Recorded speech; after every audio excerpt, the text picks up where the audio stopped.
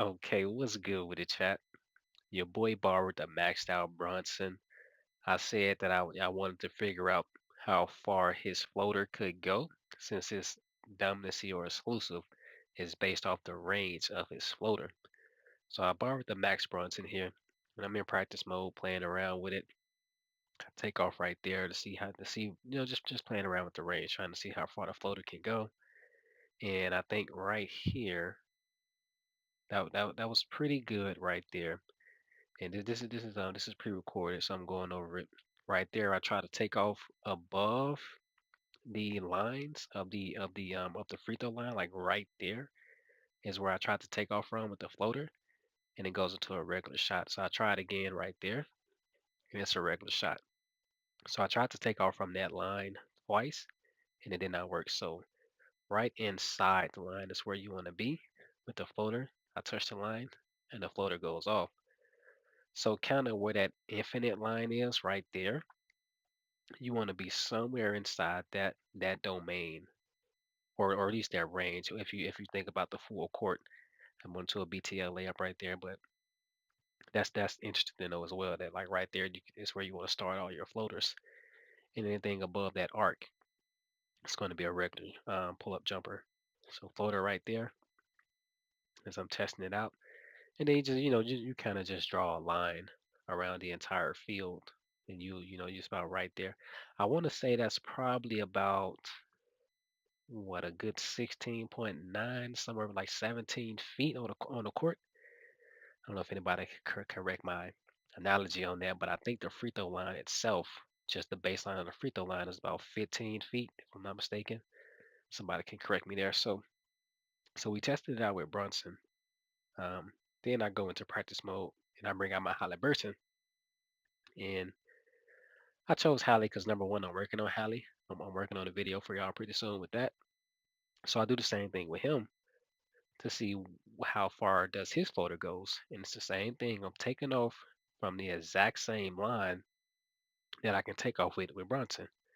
And I try the same thing above the line to see if Holly can float her from there. And he can't do it either. So I do that to see and showcase that both of them can float her from the same distance.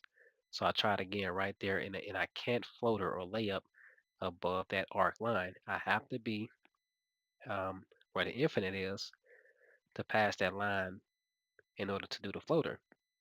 So the thing is that Brunson exclusive is supposed to be a longer range floater. So why is it that him and Hallie, and I want to take a guess, every other fucking shooter that has a floater ranges are the exact same when Brunson exclusive is supposed to have a longer range. So I go into here just to make sure I read it right, and it does says Brunson has a longer floater range. But it also says that during the floater, his shot contest resistance and field goal percent increases. Then you look at the effect, it says it again. Brunson has a longer floater range during the floater. So, um, yeah, I go to practice, or I have the practice bot demonstrated just to see like if the bot will take off from a longer duration or a longer range, and it doesn't. So I couldn't do it in practice. Well, I did it in practice, but it was not longer than Halliburton. So why is his exclusive saying that he has a longer floater range when it's the exact same as other shooters? And I double check again just to make sure I read it right. And yeah, so you guys can test it out as well. Like, and yeah, yeah, it's just a regular floater. The only thing about it is that you have a better, I guess, shot contest resistance. So yeah, just a regular floater. Okay, so then coming up next, we're gonna talk about the scam. So this is Angel. He changed his name. This is Angel. Y2J, aka Rawway. If you guys seen my Y2J video, but he says that. So it was brought to my attention that one of our best upcoming members was a part of a scam a little while ago. We have decided Payne will be banned from the server for this action, and I'm sorry to those who were affected. And hold on. Excuse me. Okay, so Payne was banned, and then the scam was between him and Snaggy. Apparently, I don't really have any proof of the details, but apparently Snaggy was scammed out of 1,000 as he was trying to buy Payne's account for 1,000, and it didn't go through. Or he sent the money and he didn't get the account, so Payne scammed him out of 1,000. So that's the situation. I just that's what I know. It's just the basics. So Payne got banned. So one thing I wanted to discuss is that number one is that you know it affects RK's reputation, and as Angel mentioned in his statement, is that Payne was an up and coming member of RK, but I don't think you can kind of put the blame or the bad reputation upon RK as a whole, because when you actually think about RK originals, like the original RK OG members, like the founders, right? They've been rocking with each other since SB2 and Basket Trio days. Everybody else is new members to RK because the clan has 30 member spots, right?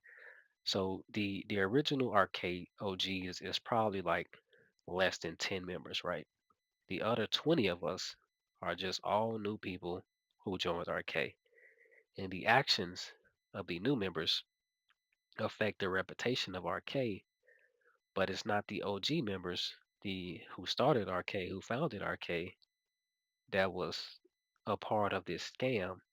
So it affects their reputation, but I want y'all to like consider that, hey, don't kind of paint this like bad image on RK as a whole when the actual OGs and founders of RK has nothing to do with it. It is the new members who joined RK on Infinite that brought this upon them, and it's affecting their reputation. It would be the same if like Payne went to another organization, whether it be BD, whether it be AZ, whether it be like anybody, the BTA clan, the King clan, like just like any and everybody, the UGs, even if it was TN, right? Your new members does affect your reputation, but remember that they're new members, right? So don't necessarily put the entire blame and downfall on RK as a whole when the actual OGs and founders of the RK had nothing to do with it. Put the put the put the direct blame onto the perpetrators involved. And to my knowledge, it's Payne and Snag is the one that was scammed. Now, with that being said, my other question is like, why the fuck was no middleman involved? And I show you guys here. This is my Cash App history, a little bit of it. You can see like just random amounts of me middlemaning for a lot of different transactions. So this is just kind of, some proof that you guys can use me if you don't have anybody else to contact as a trusted middleman. Send me the money, I hold it, I send it to her who was supposed to be sent to after the deal is done. Because this a, a main part of or the main reason or factor that this happened to Snaggy is that there wasn't no middleman. And you know, yeah, I don't understand why there wasn't a middleman. Nobody told me what was going on. What I'm saying, you can hit me up anytime to middleman any transactions. It doesn't just have to be infinite. It can literally be anything as long as you have Cash App. I do have Apple Pay as well, but I ain't really too keen about giving out my number. I have gave out my number to some of the members in the Discord that we have sent Apple Pay through. I will do it like if that's what's needed, but I prefer Cash App just because I don't like giving out my number that often. But it's kind of unfortunate. Snaggy is probably not going to get that money back from Payne. It is what it is. A scam is a scam. A lick is a lick. It's been about 2 or 3 days now. I think they talked to Payne, and it is what it is. So he got scammed. And then going back to Angel's message here, I think that this is probably the best that he can do, and really the only thing that he can do is really ban pain because like I don't think any of them like know pain in real life, right? He was a member on Infinite, so I don't think that that he knows him in real life. It's not too much he can like really do. So banning him is probably the best outcome that he can do in this particular situation. So yes, it's unfortunate, and yeah, guys, I always have a middleman. Again, you can hit me up, whether it's Discord or you can even hit me up on fucking YouTube. You don't have to go to Discord. Like, type in the fucking YouTube box, whatever it is, and be like, yo, come middleman for me. I'm like, all right, I gotcha. And yeah, I showed you my transaction history because it really doesn't matter how much you send me. I'm gonna make sure the money goes where it's supposed to go. You can trust me. And yeah, it's unfortunate, man. He got scammed 4,000.